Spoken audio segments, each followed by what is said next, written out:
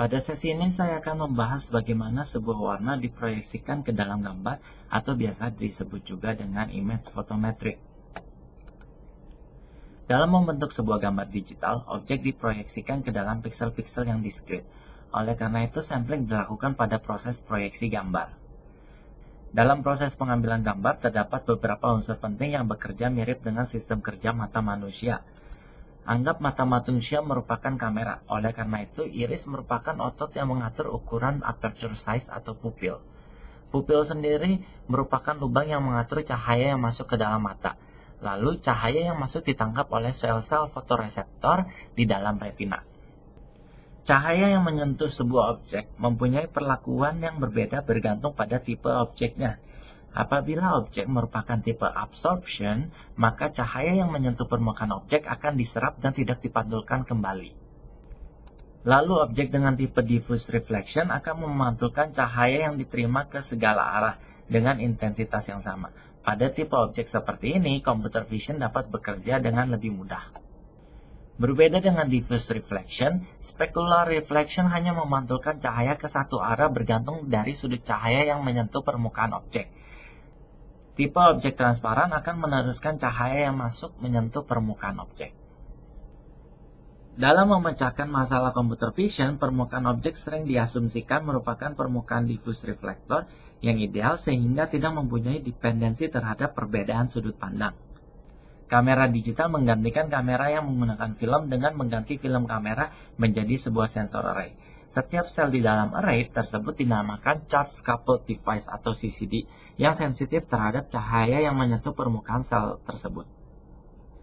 Selain CCD, terdapat varian lain yang dinamakan dengan CMOS. Berikut adalah proses umum sebuah digital kamera.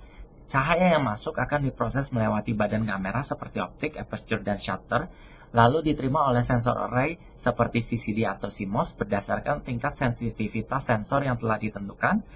Sampai tahap ini, kamera digital sudah menangkap gambar RAW.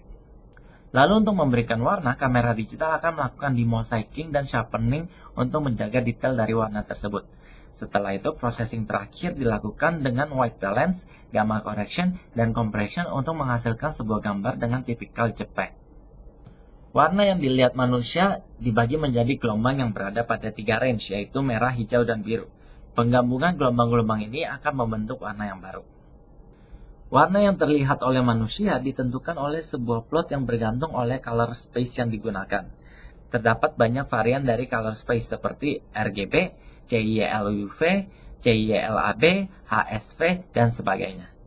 Color space ini ditentukan oleh research group yang berbeda bergantung dari hasil penelitiannya masing-masing. Kamera digital tidak dapat menangkap warna pada satu piksel secara bersamaan. Oleh karena itu digunakan Bayer pattern untuk menangkap warna yang berbeda untuk setiap piksel yang ditentukan.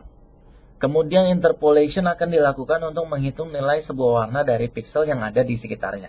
Proses interpolasi ini disebut dengan demosaiking.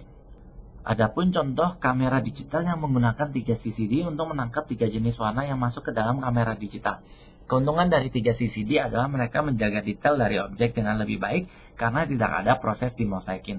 Namun, untuk menggunakan 3 CCD, proses calibration sangat penting untuk dilakukan. Berikut adalah contoh dari Bayer pattern dan proses demosaiking. Untuk menghitung nilai hijau di tengah yang kosong, kita akan menggunakan nilai hijau yang ada di sekitarnya dan menghitung nilai rata-ratanya. Hal yang sama juga terjadi apabila kita ingin menghitung nilai berwarna biru dan nilai warna merah. Hasil dari demosaiking adalah sebagai berikut. Dapat dilihat hasil demosaiking agak sedikit lebih blur di boundary dari tulisannya. Perhitungan nilai rata-rata dalam proses demosaiking bergantung pada jenis weight yang digunakan. Berikut adalah contoh-contoh weight yang umum digunakan dalam proses demosaiking. Komputer mengenali gambar sebagai sebuah array dari intensity dari warna.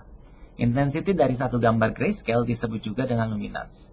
Biasanya yang digunakan adalah 256 level intensitas, di mana 0 merupakan warna hitam dan 255 merupakan warna putih.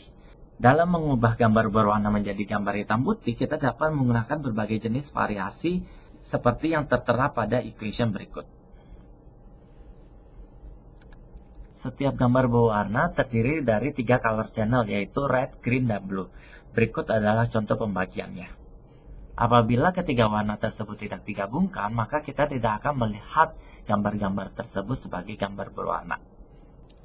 Intensitas dalam sebuah gambar juga dapat dinormalisasi menjadi 0 sampai 1 seperti yang tertera pada contoh berikut. Gambar direpresentasikan dengan matriks 3 dimensi di mana setiap warnanya mempunyai matriks 2 dimensi. Seperti yang sudah saya mention sebelumnya, kombinasi dari warna dapat direpresentasikan oleh color space. Berikut adalah macam-macam color space yang umum digunakan. Pertama-tama, color space yang paling umum adalah color space RGB, di mana setiap channel terdiri dari intensitas dari warna merah, hijau, dan biru. Color space yang selanjutnya adalah HSV, yang terdiri dari hue, saturation, dan value.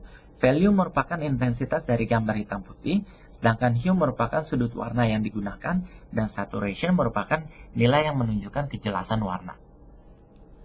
Terdapat pula color space LAB, di mana L merupakan gambar hitam putih, dan E dan B merupakan nilai yang mengatur warna seperti yang terlihat pada gambar.